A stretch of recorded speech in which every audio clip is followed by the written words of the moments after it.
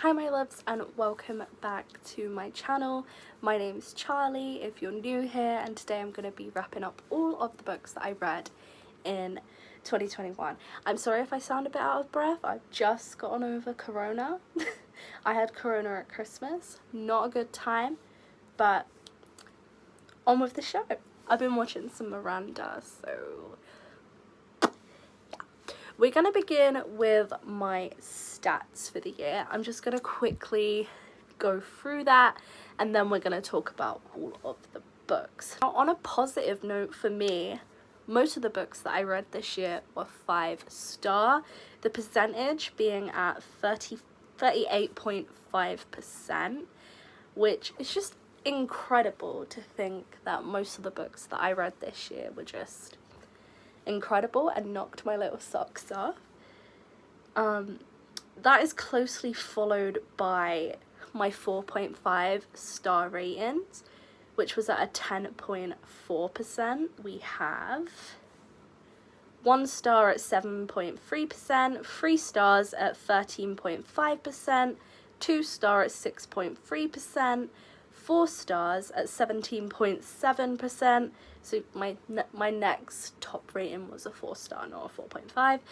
3.5 stars at 2.1%, 2.5 stars at 4.2%. And I'm quite happy with those odds. I feel like I just had my absolute amazing reading year. This has been the best reading year of my entire life. Most of the authors that I read were young adults, at 52.9%, followed by adult books at 42.3%, and then we have middle grade at 2.9%. I think I only read like maybe 3 middle grades. I remember reading Me, My Dad, and The End of the Rainbow, but I can't remember anymore. So we'll just refer to the list a little bit later when we get into the actual books. New adult, I read 1.9%, which I don't really know what that genre is. Shouldn't it just be classed as adult? I don't know. Now, most of the books that I read this year were written by females. Females, am I just from Friday Night Dinner or something? Written by a woman at a staggering 84.5%, followed by written by a man at 9.7%, and then 5.8% were collaboration. Now, for author status, most of the books that I read this year were new to me at a 65%. 33% of the books that I read were by an author that I was familiar with, and then 1.9% were debut authors. Most of the books that I read this year were physical. I do prefer to read physically, but I did end up reading 27.9% at an ebook. 27.9% of the books that I read were ebooks, 11.5% were e-arcs from NetGalley, and then 4.8% were audiobooks, which I'm just not surprised at because I just can never. I can't concentrate. For the source of the book, I brought 55% of the books that I read. 2.0, so just 2%, were a gift. My dog's in view again. 11% were from a publisher, and 32% of the books that I read this year were borrowed, mostly from my best friend.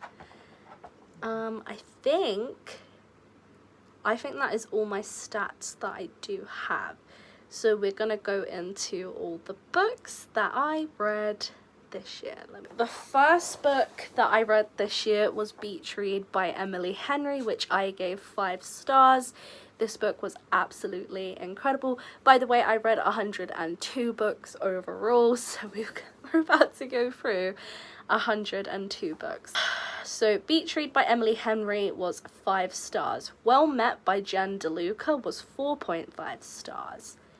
Ninth House by Lee Bardugo was 1 star. I didn't like it, and I'm tired of apologizing for it. I just don't like Ninth House.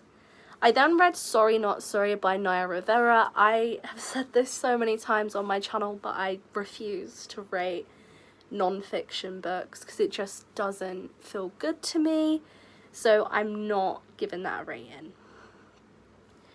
Then we have Revenge of the Sluts by Natalie Walton, which I gave 3 stars. I didn't really enjoy this too much. Then we have The Midnight Library by Matt Haig, which became one of my favourite books of all time. I gave it a 5 star.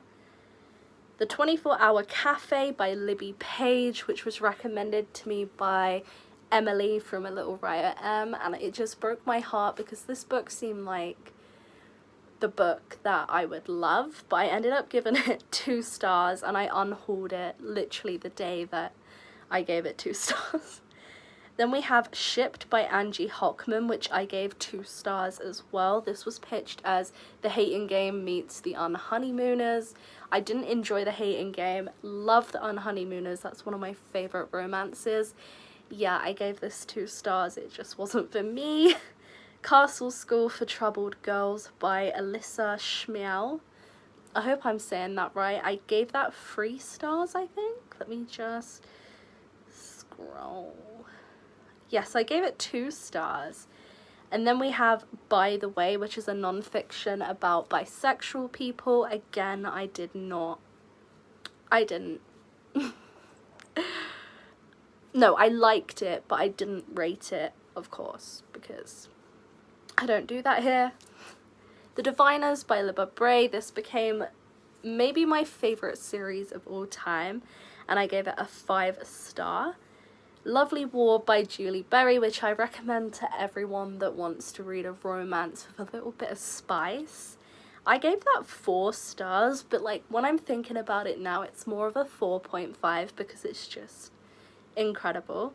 Then I read The Lair of Dreams, which is the sequel to The Diviners by Libba Bray, one of my favourite books of all time. It is a bigger 5 star than The Diviners was, if that's even possible to say. One of my favourite books ever. I also read Talking as Fast as I Can, which was by Lauren Graham from Gilmore Girls.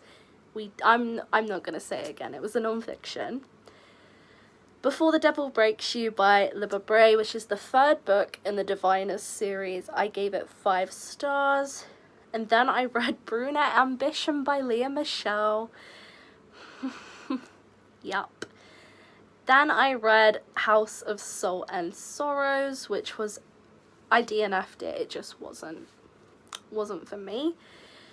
Pretty Little Killers, which is about the murder of Skylar Neese. It is written in collaboration with her parents by people who worked on that case at that time. Of course, I'm not going to rate that because it's not, I just wouldn't. It's heartbreaking. It's the case that I feel most connected to, so I did end up listening to it twice. Then we have Orphan Monster Spy, which I gave 3 stars. Then we have Law, which I gave 2 stars. Law by Alexandra Bracken. I can't see the author's names how I've got my spreadsheet pulled up. Clockwork Angel by Cassandra Clare, which I gave 5 stars, and I literally had my Twitter at as Clockwork Femme for like the whole year because I just loved Will and Jem. Don't like Tessa. She's the reason that I just ended up unhauling the books, and I've since got rid of my name as well. I then read An Ember in the Ashes, which I gave 5 stars. The 2nd book in the Ember in the Ashes, which is Torch Against the Night, I gave that 5 stars. I read Girls of Paper and Fire by Natasha Nyan, which I gave 5. Now for the tea on Sally Rooney, I just don't enjoy her writing style. And I read Normal People, which I gave 2 stars. I read a self-love poetry book through NetGalley, and I gave it 5 stars because it was just absolutely beautiful and enlightening. My dog is fed up with the fact that I'm not giving her attention right now. I see you tired. followed by Can You Keep a Secret by Sophie Kinsella, which I gave 4 stars. My favourite Sophie Kinsella book of all time now. It made me laugh aloud. It was exactly what I needed, because at that time I wasn't in a good place. And it just made me feel a bit better about everything that I was feeling and everything that was happening at the time. I then reread A Good Guy's... Would it be a me video if I can't say A Good Girl's Guide to Murder? Mess that up every single time. A Good Girl's Guide to Murder by Holly Jackson. It's always going to be a 5-star. I don't know what it is. This enthralls me. It just fills up my cup every time. Then I read Caraval for the first time, which I gave 5 stars. I always knew that this would be the book for me, but I slept on it for way too long. Finally read it, fell in love with it, and I ended up reading like the whole series quite close together, as you will see soon. I then read Clockwork Prince, which I gave 4 stars. It took me a while to read that one. Then I finished the Diviners series and read King of Crows, which I gave 2 stars. Listen, this was meant to be a whole 5-star series for me. I thought I hit the jackpot. It was the first fantasy series that I'd properly read since, like, Twilight.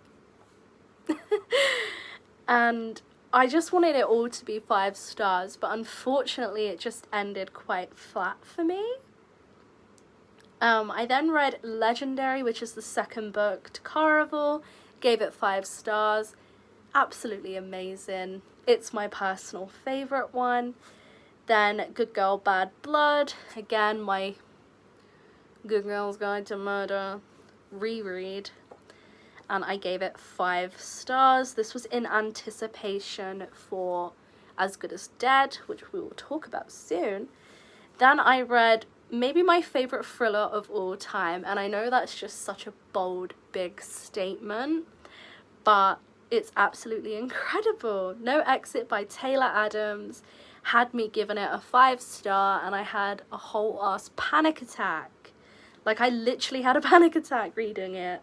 And I gave it 5 stars. The things we do. I DNF'd One of Us Is Next.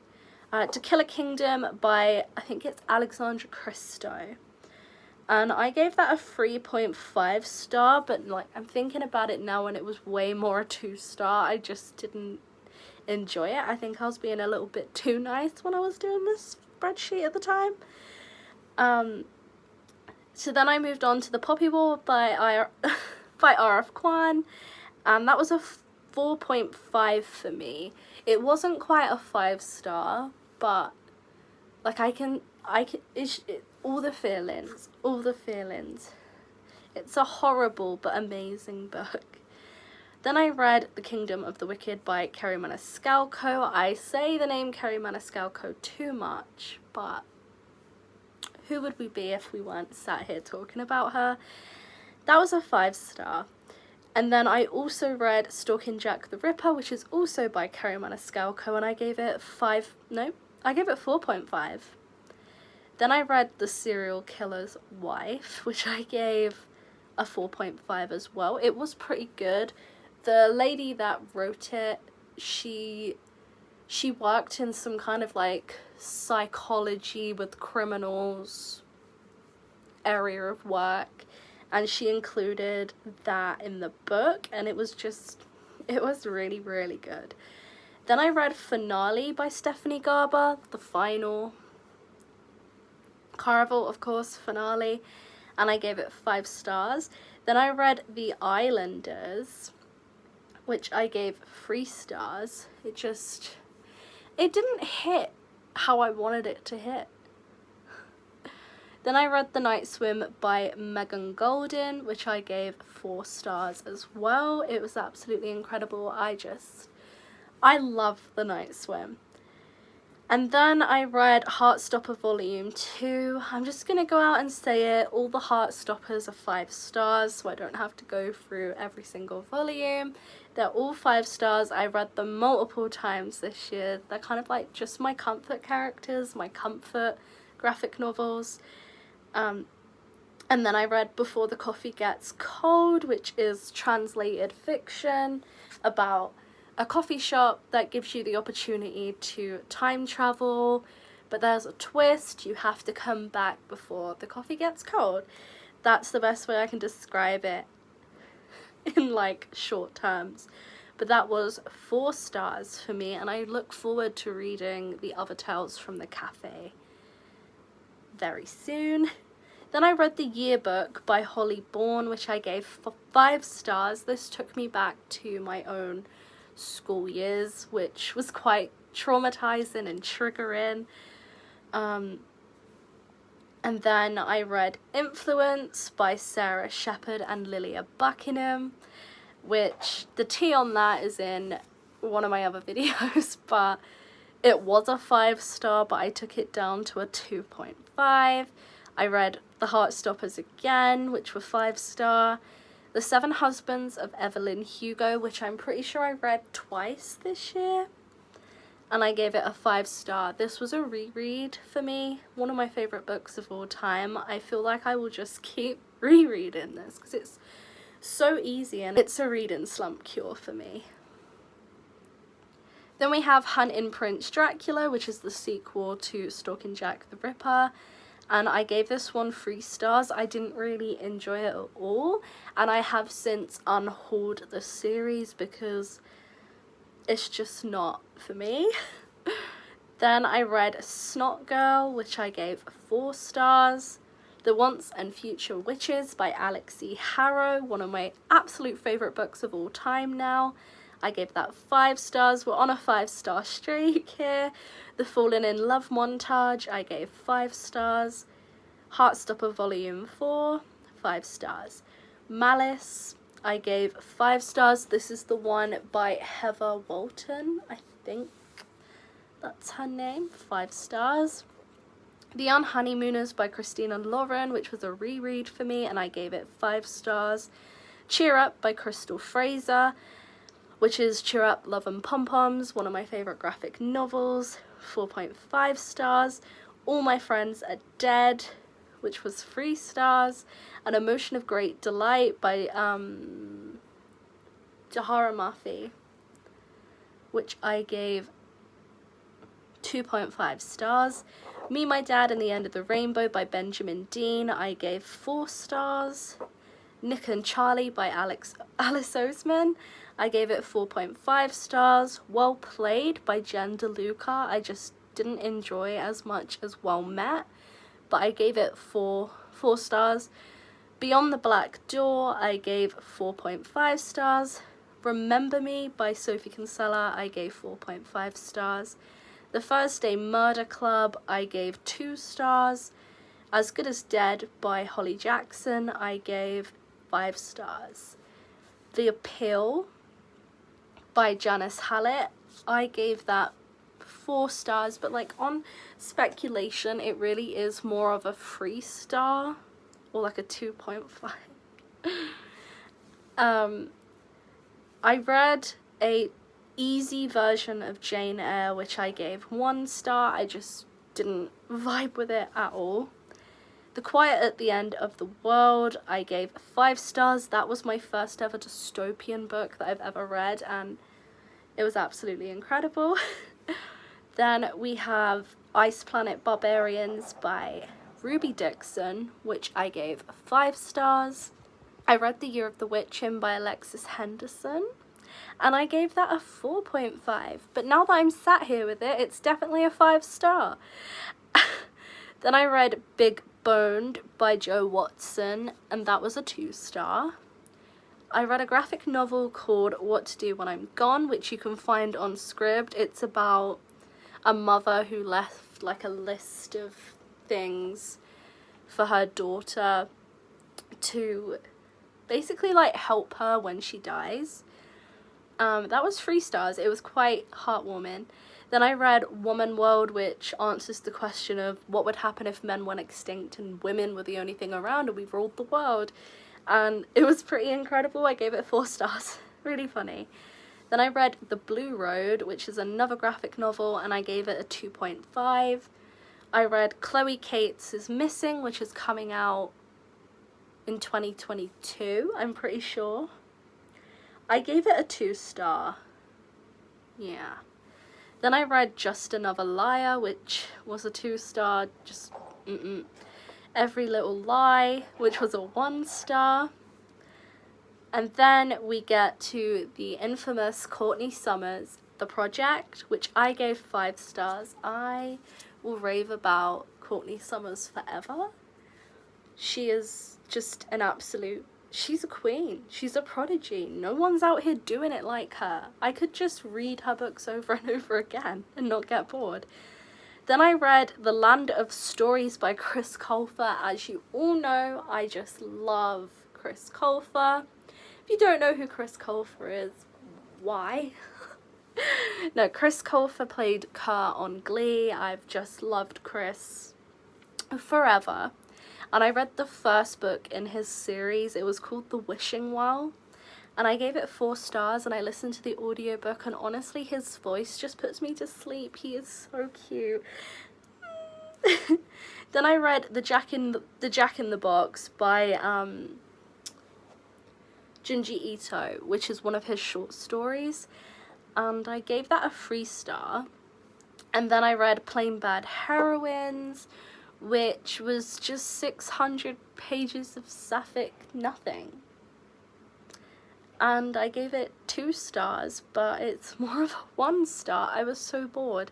Then for Meg's book club, we read Murder Trending, and I gave it a 1 star. One Last Stop by Casey McQuiston, which I gave 4 stars. Sadie by Courtney Summers, which I gave 5 stars, respectfully, of course. I read Ace of Spades, which I gave 5 stars. So amazing. The Final Girl Support Group by Grady Hendrix, which I gave 2 stars. I don't want to talk about it. The Wolf Den by Elodie Harper, which I gave 4 stars. It was incredible. Cinderella is Dead by Kaylin Bayron, which I've now lowered to 2 stars. Let's just move on. Then I read The Journals of Rachel Scott, which is essentially just the diary that Rachel, who was a victim of the Columbine school shootings, wrote when she was alive. It's kind of hard to talk about sad books when you've got a sad dog in your face being cute. This book was really impactful, even for someone like me who is not religious at all, and it does talk about faith. She just seemed like the most, hopeful, positive, amazing person, and I feel like I did take a lot from that book, even though it was, super sad to think about. And I think one of the best things that it does well is the fact that, it could have just talked about what happened at Columbine, but it just talks about her life instead, and she's just the front and center of it, which I think is much better than other books that could have possibly come out about, Columbine. Then I read Once Upon a Broken Heart, which was really, really disappointing. I didn't enjoy it very much, but I gave it a 3 star. I then read Under the Whispering Door by TJ Klune. I'm now a little Klune fan, and I gave that 5 stars. I literally bawled my eyes out. Then I read Barbarian Alien by Ruby Dixon, and I gave that a 3 star. Then I read When She's Married by Ruby Dixon, which is a totally kind of different series to the Ice Planet Barbarian series, and I actually gave it a 1 star. It was not great. Then I read Ice Planet Honeymoon, which was like a novella from the Ice Planet Barbarian series, and it just was a 1 star.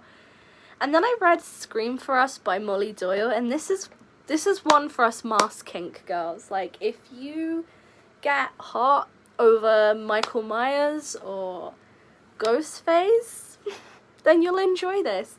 I've exposed myself too much about this online, but you know what? I have a thing for Ghostface. And I don't just mean like Billy Loomis and Stu Marker, I mean like Ghostface. I'm still trying to own it. I'm still laughing about it, but it was a 5-star. It was a smut about this girl that spends the night with Ghostface, Jason, and Michael Myers, and it's sexy. There's lots of sex, basically. It's a smut, but it was a 5-star. And then also I was in a smutty vibe in December for some reason, and I read Theirs for the Night by Kitay, or is it Katie Robert? I got this recommendation from Riley Marie, the smut queen, and I gave it a 4-star. It's about a prince, a girl, and his bodyguard, and then she spends the night with them, and it's really steamy and really good. And then I read like what was described as a smutty romance thriller, but it was less smut and more thriller, which was really good actually. It is the Mindfuck series by St. Abbey. The first book is called The Risk, the second book is called Sidetracked, the third one is called Scarlet Angel, and the fourth one is All the Lies. I haven't read the final book yet, there's 5 in this series, but I gave all of them 4 stars. And that is where we've landed. This video is done. Those are all the books that I read in 2021, along with my stats. I'm really out of breath and disorientated, so I'm going to end the video here, but there will be more videos coming this week. I plan on filming the books that disappointed me the most, my book awards, and also the best books that I read in 2021. Well, I'll go into more in depth and actually hold the book up and talk about it, because I know this video is a little bit like, where's the books? She's not even put a picture up. She ain't even holding it up. Like, I don't know what to tell you. I'm just out of it. But yeah, I will leave the Goodreads challenge down below if you do want to see the books in all their glory and have a little look at them for yourself. But that is the end of this, so I will see you in my next video.